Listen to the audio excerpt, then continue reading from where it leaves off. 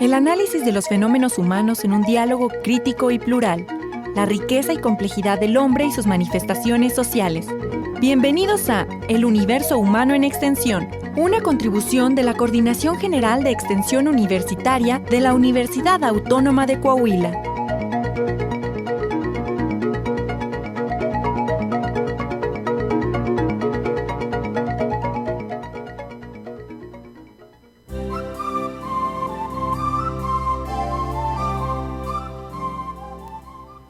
Hola, ¿qué tal? Muy buenas tardes. Bienvenidos a su programa El Universo Humano en Extensión. Esta es una aportación de la Coordinación General de Extensión Universitaria de la Universidad Autónoma de Coahuila. Escúchenos todos los jueves a las 5 de la tarde en el 104.1 de frecuencia modulada. Les saluda a su amigo Ernesto Duque Padilla. Está, como siempre, conmigo en el micrófono Zaida Morlet Villa. Muy buenas tardes, Zaida. Buenas tardes, maestro, y muy buenas tardes a todo el auditorio que, como cada jueves, nos sintoniza por el 104.1 de Radio Universidad. Bien, como ustedes saben, en este espacio comentamos temas de interés y actualidad en la cultura. Ofrecemos nuestra opinión desde el punto de vista de las ciencias sociales, la psicología, el psicoanálisis, la economía, la antropología, la historia. Y justamente el tema de hoy es de actualidad. Hemos titulado nuestro programa El Estado Islámico y el terrorismo de Estado. Para eso contamos con 3 invitados muy especiales también. José María González Lara, quien es profesor de la Facultad de Economía y coordinador general de Extensión Universitaria en nuestra Universidad Autónoma de Coahuila. Giovanni de la Peña, secretario académico y profesor de la Escuela de Bachilleres Ateneo Fuente. Y Alberto Doña Seyman, psicoanalista, miembro de la Escuela Lacaniana de Psicoanálisis, que no está con nosotros, pero nos envía una grabación. Muy buenas tardes, José María. Buenas tardes y gracias por la invitación. Este es un tema actual que merece ser tratado con profundidad y seriedad. Giovanni, pues estás en tu casa, ya hemos trabajado juntos en estos proyectos radiofónicos. Zaida, Ernesto, José María, muchas gracias por la invitación.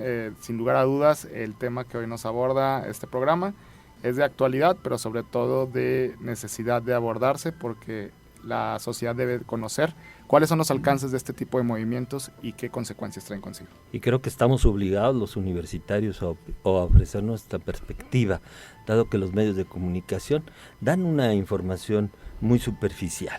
Nos encontramos como auditorio, es decir, como espectadores, ante un problema de impacto terrorista, de miedo y amenaza a la seguridad. La noticia es la de un ataque fundamentalista contra la sociedad civil inocente.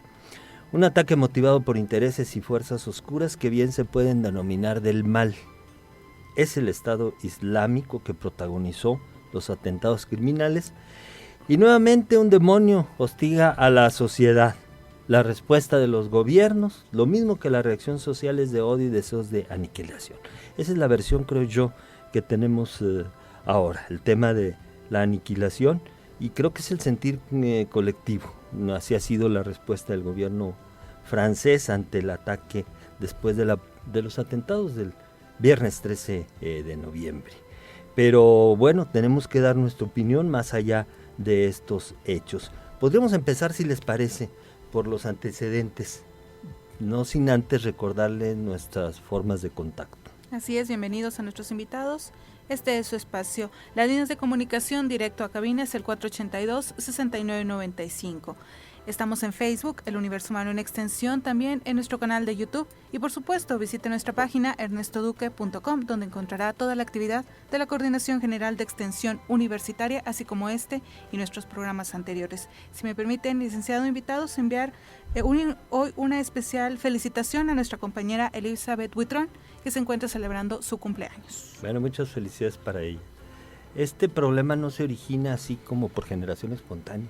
¿Cómo se origina? ¿Qué antecedentes hay históricamente?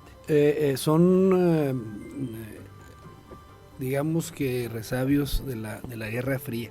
Recuerden que cuando termina la Segunda Guerra Mundial, el avance de los soviéticos derrotando en el oriente de Europa a Alemania, y con los acuerdos de Teherán y Yalta, pues se detienen en Berlín, y luego ya el día en julio del 44, que entran las fuerzas aliadas por Normandía. El hecho es que al terminar la guerra el mundo se divide en dos, es bipolar. Mundo que está por el sistema económico político socialista, por la Unión Soviética, y Occidente, que es representado, digamos, por Estados Unidos, un sistema capitalista, y países no alineados. Cuando cae la Unión Soviética, al inicio de los 90s, que no es un día, es un proceso, ¿verdad? Los países occidentales brincan de contento y piensan que ya Rusia, que se desmiembra de la Unión Soviética y queda la Federación Rusa, pues va a ser un país tercermundista. Y resulta que se han levantado y ahora son actores fundamentales junto con China. Bueno, en ese contexto de Guerra Fría, Giovanni, no sé si estemos totalmente de acuerdo en esto, en Oriente Medio hay repúblicas laicas, con tendencia socialista, con el partido Baas, que es un partido laico socialista, con una ascendencia hacia la Unión Soviética. Esos permanecen, o al menos antes de las primaveras árabes y de todo el intervencionismo de la OTAN y Estados Unidos, Siria es uno de estos. Incluso hay una base militar rusa en el Mediterráneo, en Siria. Bueno, la visión de Estados Unidos y de la OTAN y de Europa Occidental es eliminar todo vestigio de Rusia en Medio Oriente. Y entonces, qué triste que Al Qaeda, los que les tumbaron las torres, los radicales de Al Qaeda ahora son el Estado Islámico. ¿Quién los financia? ¿Quién los arma? Hay 4. Arabia Saudita, Israel, Estados Unidos a través de la CIA y la OTAN. Entonces, ellos generaron este problema y ahora se les ha revertido y se ha hecho más complicado y más complejo. Y ahora a ver cómo lo paran. De ahí la intervención de Vladimir Putin o de Rusia bombardeando posiciones del Estado Islámico y diciendo, oye, si ustedes lo iniciaron, pues ayúdenos a corregirlo, ¿verdad? Pero nada más que ellos quieren que salga de la presidencia el presidente Obama, Bashar al-Assad de Siria, ¿verdad? Ellos quieren que salga y dicen, oye, así no se puede negociar. Se sostuvieron y ahora hay una guerra civil cruenta. Lo que pasó en París, bueno, está sucediendo desde hace 4 años en Siria. Ajá. Eso no se ve, ¿verdad, Giovanni? Así es, y considero completamente de acuerdo contigo, Chema, y es importante destacar también a su vez que Estados Unidos se encuentra en una encrucijada, en mi particular punto de vista en estos momentos. Se está enfrentando una elección presidencial, una elección compleja en la que los republicanos y demócratas están cada quien por su lado tratando de controlar el poder de los Estados Unidos. Está competida la elección y creo que el presidente Obama ahorita, en ánimo de abonar a su partido en este proceso electoral, ha tenido una política exterior respecto a Medio Oriente distinta a como cuando inició en 2008. Siento que, como dice José María, Rusia se ha venido fortaleciendo a través del liderazgo de Vladimir Putin y los actores que tradicionalmente jugaban un rol de equilibrio de fuerzas en Oriente Medio están teniendo una reconfiguración desde 2011 y las primaveras árabes. Hoy por hoy Siria e Irak tienen gran influencia del Estado Islámico lo que busca el Estado Islámico precisamente es establecer un califato, que es un gobierno de un... Así lo anuncian. Sí, buscan, de ahí Estado Islámico, ya ha evolucionado desde su surgimiento. Recordemos que el Estado Islámico surge con Al Qaeda cuando Osama Bin Laden pues pierde el liderazgo porque se tiene que esconder y Estados Unidos lo está buscando. Surge un ala radical de esa Al Qaeda, como dice Chema, y es esa ala radical la que se convierte primero en Estado Islámico y de Levante, y después a partir de julio de este año en Estado Islámico, con una capacidad económica impresionante, considerado el grupo extremista y fundamentalista más rico de todo el mundo. Más rico, ¿verdad? Es que tienen territorio dominado, conquistado por ellos, donde hay petróleo. Exacto. Lo están vendiendo en el mercado negro. Tienen 2 grandes refinerías en el territorio ocupado por el Estado Islámico en Siria. Tienen 2 grandes refinerías que son las que en su tiempo servían para Siria abastecerse de recursos económicos, y el Estado Islámico ha declarado en diferentes videos que hemos visto circular que cuenta con alrededor de $2,000 millones en efectivo para poder tener margen de operación. ¿Son mercenarios? Porque eso se ha dicho comúnmente. Ellos no son mercenarios. Ellos buscan el establecimiento de un califato en el cual un gobernante de origen religioso, a través de la religión musulmana, opere en un nuevo estado, en un nuevo país. Sí, Buscan pero la piden creación de un nuevo lealtad país. a todos los musulmanes del mundo. Piden lealtad a su creencia, porque recordemos que los musulmanes dentro de su corriente religiosa tienen diferentes, los chiitas y los los sunitas. chiitas y los sunitas, y pues obviamente Estados Unidos y sus aliados apoyan a un grupo en particular, que son los sunitas, y pues bueno, los chiitas son los que están en contra de esta injerencia de Occidente. Los acontecimientos que pasaron en París, en mi perspectiva, son un reflejo de un mensaje. Desgraciadamente se perdieron muchas vidas humanas, pero es un acto simbólico, así como el de las Torres Gemelas. O sea, atacar un estadio donde está el presidente de Francia, donde se enfrentan las dos naciones económicamente más poderosas de Europa, es decir, Francia y Alemania, y hacer un ataque coordinado en 7 puntos de la capital francesa sin que la inteligencia francesa se diera cuenta o se percatara, O lo pudiera impedir. Yo creo que habla de algo que va más allá que los simples atentados terroristas, sino que algo premeditado y con mucha capacidad de maniobra y de movilización de recursos, definitivamente. Y si que les no parece, buscaba hacer tanto daño, sino enviar un mensaje como tal, ¿no? Así es. Si les parece, vamos a escuchar la opinión de Alberto Sladoña, que nos envía por una grabación. Hace también, me acaba de enviar un saludo para ustedes dos y nuestro auditorio. Hola, doy mi agradecimiento a Ernesto Duque por haberme invitado a participar de este programa donde hablaremos de los... ¿Se fue del aire? ¿Se nos cortó la comunicación. La restablecemos en unos minutos más. En unos segundos. Sí, porque el tiempo es. Episodios ocurridos el pasado fin de semana en Francia. Dice Eric Cantona, un exjugador de fútbol: queríamos exportar democracia con bombas y hemos infligido tanto sufrimiento que hoy cosechamos lo que sembramos. Los cuerpos para los fundamentalistas pertenecen a Alá. Si los cuerpos pertenecen a Alá, mientras que los cuerpos de quienes son enemigos de Alá, por ejemplo los transeúntes que viven en Francia, son cuerpos de cómplices que combaten a Alá. Los fundamentalistas practican la necropolítica que Occidente les ha enseñado. Así ellos determinan cuáles son las vidas que pueden ser vividas y al resto las eliminan. Los fundamentalistas toman de Occidente el espectáculo, los videos mostrando las ejecuciones, muchas de ellas realizadas por un yihadista nacido en Gran Bretaña, hijo de británicos. Espectáculos inaugurados por los Estados Unidos. Recuerden las Torres Gemelas, fue un enorme show de la tragedia y luego le siguieron haciendo una guerra televisada, la invasión a Irak transmitida por televisión en tiempo real. El fundamentalismo debe realizar acciones para defender a su profeta. Al mismo tiempo, al hacer eso, están confesando que el profeta está débil, pues él debe proteger al creyente y no a la inversa. Los fundamentalistas refuerzan los mandatos del profeta e instalan a golpe de balas, cañonazos y degollando personas lo que hay que hacer para ser considerado mujer, para ser considerado hombre, para ser considerado un padre, para ser considerado madre digna de ese nombre, para ser niños obedientes del profeta. El fundamentalismo presenta a un Alá como la encarnación del uno, del Dios uno y único. Ese Dios es absoluto, sin dialéctica y sin compromisos. ¿Está esto lejos de la guerra que se despliega o que despliega el narcotráfico, que se despliega en México?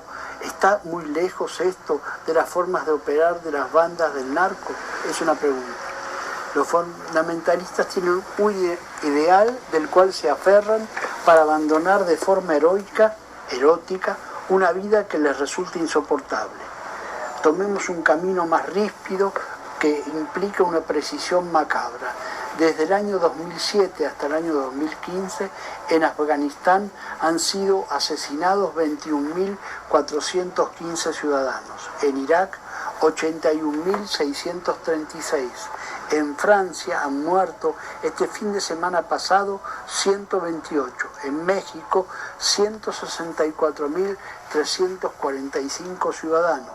En el mismo lapso de tiempo, de acuerdo a cifras del Instituto Nacional de Estadística, Geografía e Informática y del Body Copyright de las Naciones Unidas.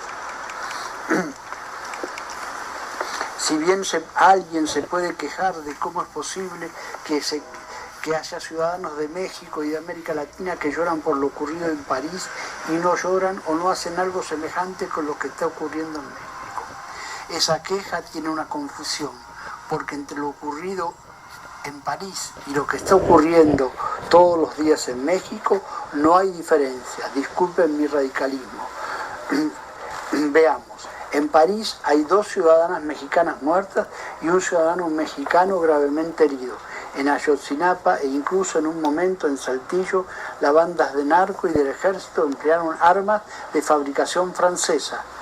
Los episodios de París son parte de una política comercial respecto del tema del petróleo y otras riquezas materiales que se encuentran en Libia, en Siria, en Irak, en Ayotzinapa y en muchos lugares de México.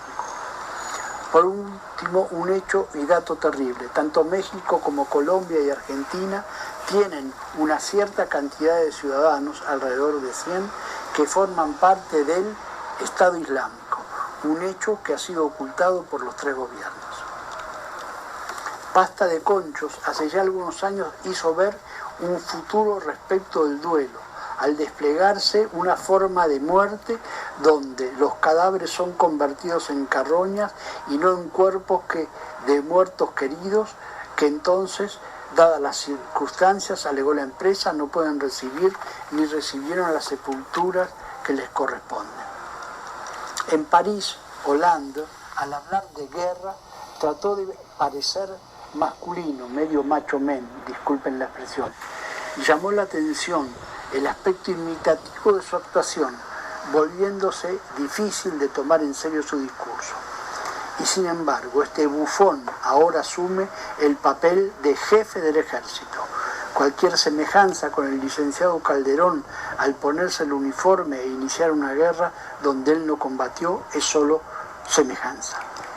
Hollande ha declarado 3 días de luto oficial en el mismo momento en que instala el estado de emergencia. El duelo, un afecto corporal, porque nos duele el cuerpo por la pérdida de un ser querido, es impuesto a fuerza de ley y por la fuerza. Con la ley se convierte en obligatorio estar de duelo. Parece que el Estado francés se ha convertido en una especie de psicólogo de autoayuda. Estamos asistiendo y viviendo un momento de duelo acompañado por una sumisión geométrica al poder del Estado. Se defiende el dolor del duelo, se defiende la libertad y la vida, suprimiendo el dolor del duelo, la libertad y amenazando la vida. Extraño, ¿no es así? Los fundamentalistas eligieron un concierto de rock como objetivo, como escenario en el que se justificó ese objetivo por ser un lugar que servía para la idolatría, por ser un festival de la perversión. Qué extraño, los fundamentalistas parecen que leen manuales de psiquiatría, de psicología y de psicoanálisis por el empleo del término perversión. El duelo del dolor parece haber sido totalmente limitado al territorio francés. No se habla de los 50 muertos de Beirut del día anterior, ni tampoco de los más de 110 muertos en Palestina en las últimas semanas o las semanas previas al atentado. Añado algo más, otro trazo que une al Estado Islámico con la situación de guerra contra el narcotráfico. Sí, dije bien, contra el narcotráfico. Nadie puede eludir el componente racista contra los nacos de mala vida y contra los nacos jóvenes, que son el 87% de los muertos en México, jóvenes menores de 24 años. Además, otro componente de cercanía del Estado Islámico y de lo que está ocurriendo en México es lo siguiente, es la cuestión económica. Los fundamentalistas exportan $4 millones de petróleo desde sus territorios. Lo sacan del califato mediante buques cisternas de más de 500 metros de largo. Lo sacan al mar Mediterráneo. ¡Qué extraño! Ningún bombardeo francés, ni de los Estados Unidos, ni de Rusia, nunca los ven. Nunca se sabe a quién se lo venden. Recuerden que el califato de los fundamentalistas vende petróleo más barato por debajo de los precios internacionales, de forma semejante a como hacen las gasolineras portátiles de Tampico o de Ciudad Reynosa que monta el narcotráfico. Mientras que en las relaciones financieras, los cárteles con los bancos mexicanos dejan mucho para dudar de un dinero tomado a partir de la sangre, de la muerte y de impedir el duelo. Estamos viviendo la introducción en nuestra vida cotidiana de la necropolítica, donde los cuerpos ya no son considerados más que como desechos que pueden ser descartables, y de ahí que haya que impedir la propagación del dolor, del duelo por la pérdida de nuestros seres queridos. Hasta aquí llegó mi comentario, gracias. Ese es Alberto Esladoña Seyman desde Buenos Aires, Argentina, con un saludo para todos. Retomo, Giovanni, si me permites, algunas cosas muy rápido. Francia hizo barbaridades y brutalidades en Vietnam y en Argelia, y eso no se dice. Miles y miles de muertos en la guerra de Argelia de su independencia y en la guerra de Vietnam de su independencia. Ahora, ¿a quién le venden el petróleo? ¿Y por qué no hay sanciones contra quienes compran el petróleo en el mercado negro? El Estado Islámico, ¿sí? Hay otra cosa, Giovanni, no hablan de la reivindicación de Palestina, o lo tienen un tema marginal. ¿Y por qué Israel no sufre el acoso del Estado Islámico? Entonces la pregunta es, ¿quién les da las armas? ¿Quién se las vende? Bueno, yo creo que hay toda una colusión ahí para eliminar la presencia de Rusia en Medio Oriente, pero insisto, no sé si estamos de acuerdo, ya se les complicó el asunto y ahora es casi incontrolable. Exacto, Chema, yo considero que tenemos que también apuntar el hecho, nuevamente lo digo, que si bien es cierto se quiere poner un muro de contención, esa cortina de hierro que se mencionaba hace algunos años quiere volverse a retomar, pero ahora no desde desde el punto de vista soviético, sino desde el punto de vista occidental, para contener el avance de la creciente o de la nueva Rusia, una Rusia que una vez que aprendió de sus errores se ha fortalecido y ha salido avante. También tiene mucho que ver el demasiado, diría yo, cuidado que están teniendo los precandidatos presidenciales de Estados Unidos para pronunciarse al respecto. Es un contexto importante. Hay muchos intereses en juego respecto a ese pronunciamiento, y quiero retomar un punto que se me hace de vital trascendencia y que precisamente por la mediatización de los atentados se ha pasado por alto en mi perspectiva, y que es que el presidente de Francia solicitó una reforma constitucional para que el estado de sitio o el estado de emergencia no tuviera que ser declarado por el Poder Legislativo, que pudiera ser declarado por el Poder Ejecutivo. ¿De qué estamos hablando? De la posibilidad de que el presidente francés, en caso de pasar esta reforma, pueda suspender los derechos humanos y las garantías de cualquier persona que se encuentre en el territorio francés. Es terrible eso. Lo cual estamos hablando de violaciones sistemáticas a los derechos humanos ante cualquier sospecha, sin mandamiento del Poder Judicial, sin que medie una orden judicial. Y esto realmente es importante. ¿Por qué? Porque precisamente ahorita, en el estado de dolor y zozobra en la que se encuentra el pueblo francés, pudiese legitimar esta acción, que de por sí es aberrante, toda vez que estamos hablando de una democracia que según sus doctrinas está consolidada, pero que con esto vemos que es un retroceso brutal a los derechos humanos, y es un contrasentido que el lugar precisamente donde nació la Declaración de los Derechos del Hombre y del Ciudadano sea precisamente la misma que años después, más de 200 años después, solicite la posibilidad de violar, so pretexto de la seguridad nacional, los mismos derechos humanos que proclamó la Ilustración. Ahora, yo insisto, para que nuestra audiencia quede claro, la verdad, Occidente generó este problema para apoderarse del petróleo y eliminar la influencia rusa en Medio Oriente.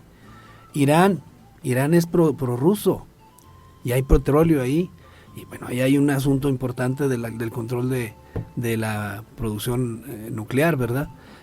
Quede claro que es Occidente quien genera estos problemas. Cuando termina, de hecho, lo comenta el presidente ruso recientemente en una conferencia, hace esta referencia de quién lo genera y por qué hay quejas si quien está generando es Occidente, precisamente. Cuando termina la Guerra Fría, ahí la Unión Soviética, Occidente y Estados Unidos, más que generar un mundo de armonía, de conciliación, se imponen como imperio, pero cuando los imperios tratan de expandirse, bueno, siempre habrá una resistencia, ¿no? Por supuesto. Bueno, y ahora está la resistencia. El Estado Islámico, Giovanni, no sé, tú sabes el derecho constitucional, me da la impresión de que no hay una teoría política, más que quieren implantar un Estado teocrático. Así es. ¿Sí? Y al no haber teoría política, bueno, pues entonces cualquiera puede ser blanco de ataque. Así es, y como ya lo han dicho, de hecho nos enfrentamos también en los territorios ocupados por el Estado Islámico, que les ofrecen 3 opciones a los no musulmanes. Opción 1, convertirse a la religión musulmana. Opción 2, continuar con su religión pero pagar un impuesto especial por no ser musulmanes. Opción 3, como ellos mismos lo dicen, solamente existe la espada en esa opción 3, en caso de no aceptar pagar impuestos o convertirse a la religión musulmana, lo que también habla, insisto, de una violación sistemática a los derechos, a la libertad de creencia y a la política laica. Otra cosa que quiero destacar, Zaida, Ernesto, Chema, es el hecho de que la OTAN, Organización del Tratado del Atlántico Norte, haya invocado en uno de sus artículos que habla que en caso de invasión o ataque, los demás países miembros tienen que apoyar, y ha sido invocado, no se había invocado desde que se creó la OTAN, y en esta ocasión es invocada. La pregunta es, ¿contra qué? ¿Contra quién van a pelear? Creemos que es contra el Estado Islámico, pero si lo consideramos como un Estado, al entrar la OTAN a pelear contra el Estado Islámico, tácitamente le están dando un reconocimiento como país y no como un grupo terrorista. Claro, como un grupo beligerante. Así Ahora, Rusia, Vladimir Putin, pone una condición de una participación en conjunto y coordinada. No sale Bashar al-Assad de la presidencia de Siria.